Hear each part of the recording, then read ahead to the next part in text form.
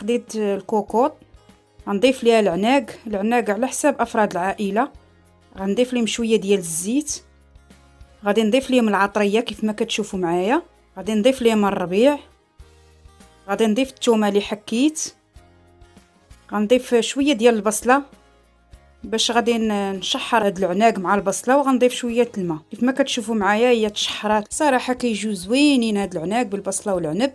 غادي نضيف ليهم البصله اللي باقا ليا، كيجيو خاترين كيجيو زوينين. غادي نضيف الماء الكافي اللي غادي يطيبوا فيه هاد العناق. الا خصنا الماء غادي نزيدو في الاخر. غادي نضيف ليهم العنب، وغادي نضيف واحد المعلقه ديال السنيده. غادي نسد عليهم يتصفر الكوكوط ونتلاقى معكم ان شاء الله. اما العناق ديالنا وجدوا كيجيو على هاد الشكل.